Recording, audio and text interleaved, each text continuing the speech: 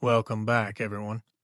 No matter where you are, no matter what time it may be, I hope y'all are doing well out there.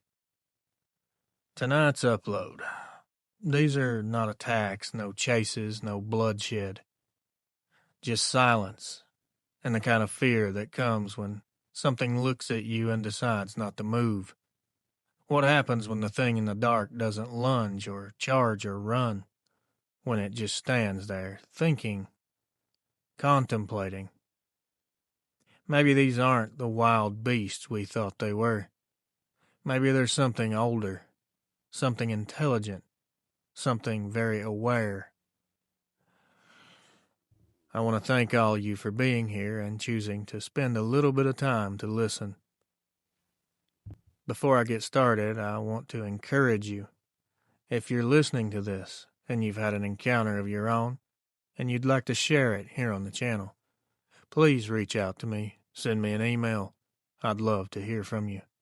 My email address will be linked in the description below this video.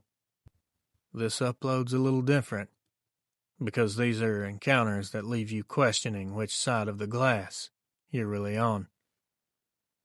Legends, lock in, and let's begin. Everyone grab a drink. Lock your doors and windows. Hit the lights. And let's get started. Reels. I love your channel. I did have an encounter, and you asked for encounters, so here's mine.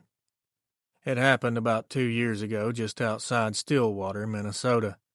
I fish early mornings before work when the weather's right, usually off the small bridge where the St. Croix River widens out. It's peaceful, nobody around at that hour. That morning the fog was thick enough to make the water look like glass. I parked near the bridge, grabbed my rod, and walked out halfway across. The only sound was the current underneath and the hum of the power lines. About 10 minutes passed and I felt something shift. Not the bridge itself, just the sense when you're not alone anymore. Out of the fog to my left, I saw movement near the far end.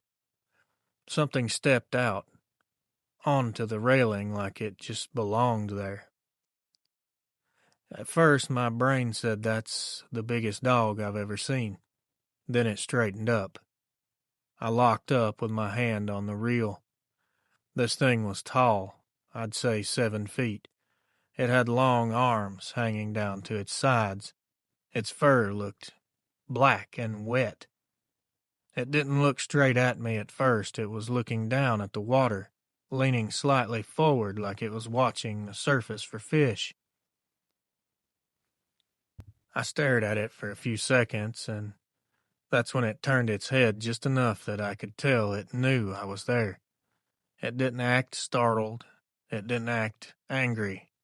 It just was aware of my presence. We stood there like that for maybe 30 seconds. The fog made everything dead silent. It slowly slouched down, still facing the river, and jumped down off the bridge onto the bank below. I heard the soft splash of water and then nothing else. I waited another 10 minutes before I packed up and drove home.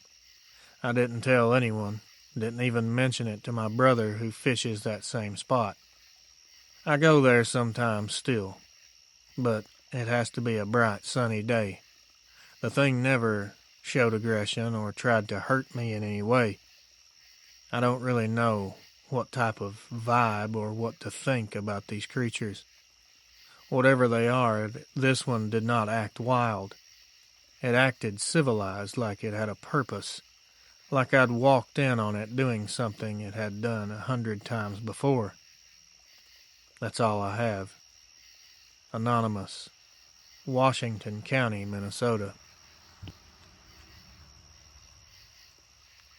It's good I'm finally deciding to do this. Hello, Reels. I live about 10 miles outside Troy, Alabama, on a little patch of land that used to be my parents'. We've got a garden, a few goats, and a small chicken coop for eggs. Last spring around 2 in the morning, I woke up for no reason at all. The house was quiet, but something felt wrong. I sat there for a minute and realized the usual sounds outside were all missing. There was nothing. I slipped on my shoes and walked into the kitchen. The motion light above the back porch was on, which meant something had triggered it.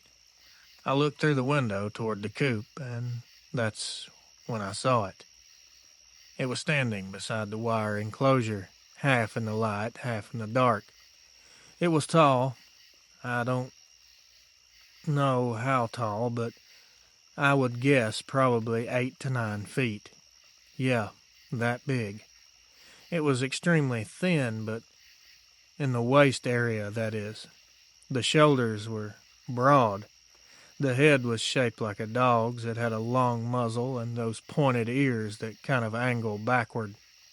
Its arms hung almost to its knees, or what appeared to be knees. The weirdest thing was that the chickens weren't making a sound. Normally, they'd explode with noise if anything got near them, but they were all still, pressed to the far corner like they were afraid to breathe. The thing wasn't trying to break in, it was just watching them. Its head kept swaying and tilting a little, making slow movements. It looked like it was amused or it was studying them. Every few seconds it would lean closer, almost like it was listening for something inside the coop. I didn't turn the main porch light on right away. I stood there, frozen, not sure what I was seeing. Finally, I decided to hit the switch, and the brighter light flooded the yard. It looked straight at me through the window. Its eyes were shining a dull yellow. It looked like animal eyes to me. Nothing special or abnormal, just a reflection. We stared at each other for no longer than 2 to 3 seconds, and it turned and took off into the trees. The chickens stayed quiet the rest of the night. I didn't hear a single move out there. The next morning, I went out to the coop. There was no damage. I didn't find any tracks. Everything was exactly how I left it.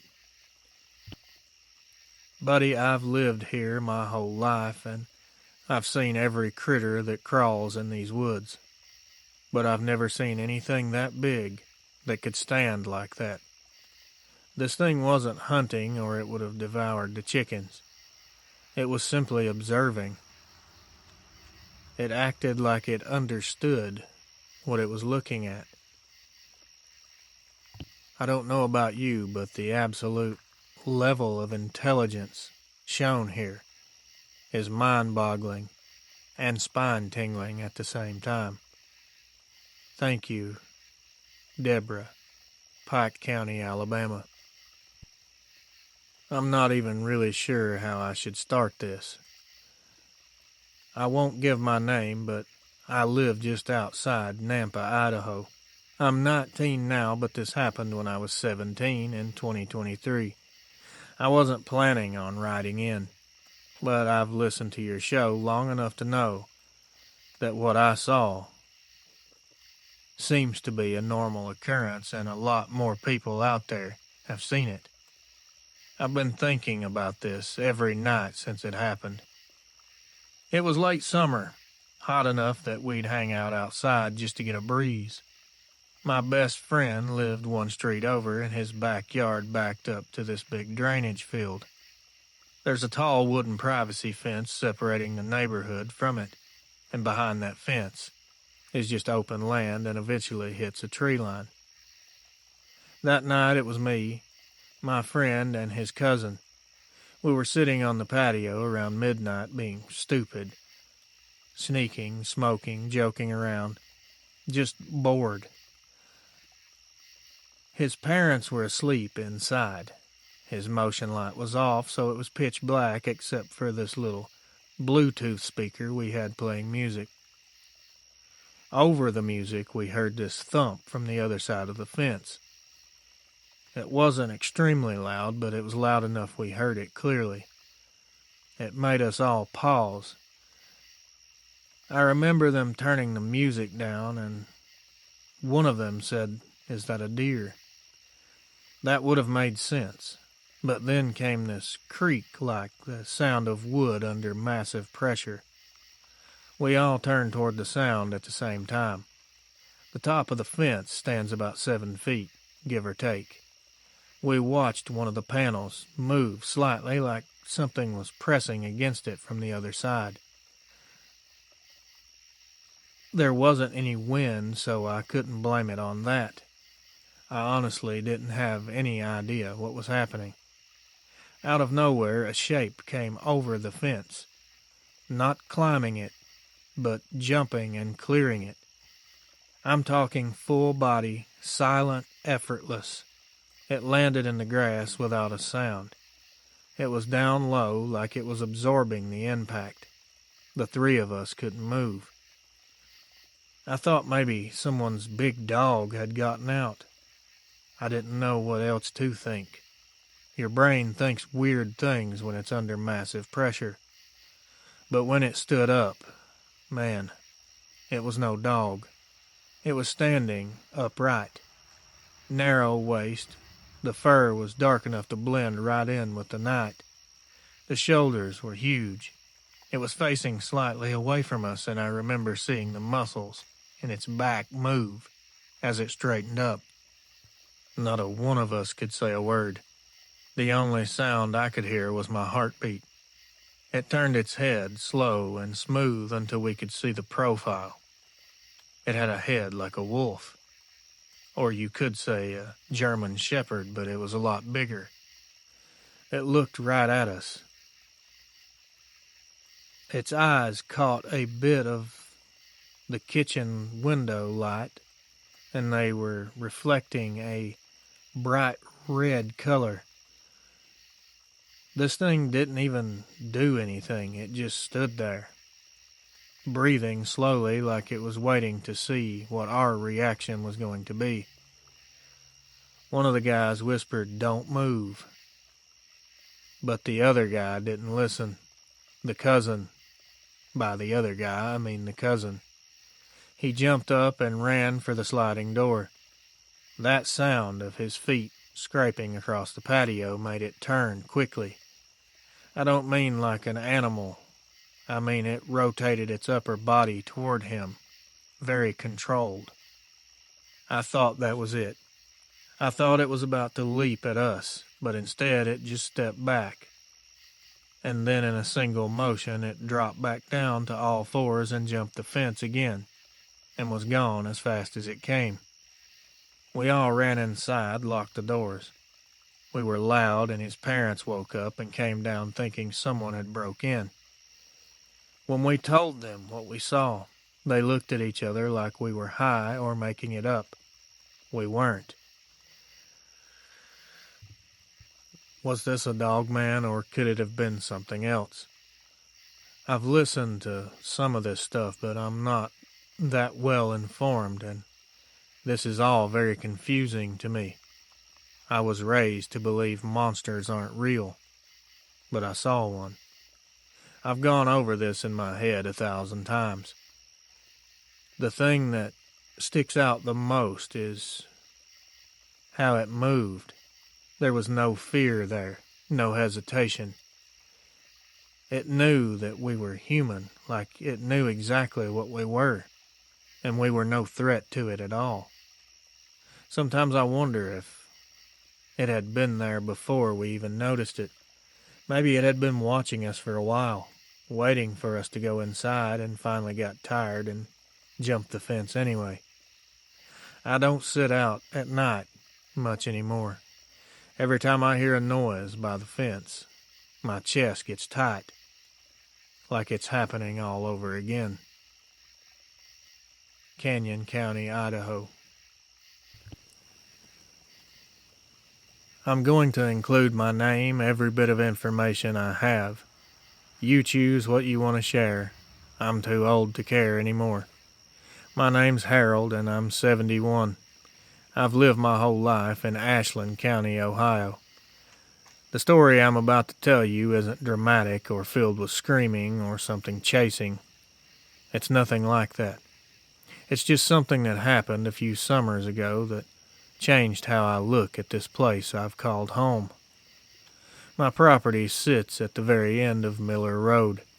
Gravel turns to dirt, then it just stops at the edge of the woodlot. It's quiet out here. You can go days without hearing another car. I mow my pasture once a week and keep the edges trimmed where the trees start to creep in. It was late July. The sun was just about gone. The sky was that orange color that fades into blue. I was finishing up mowing when I noticed movement at the trees. It wasn't something moving fast. It was slow enough to make me look twice. At first I thought it was a deer walking the edge of the woods, but then it stopped and stood taller, a lot taller. It stepped out far enough that I could see the outline as clear as day. I don't care what anyone says, I know what I was looking at. This thing was standing upright, very broad across the shoulders and chest.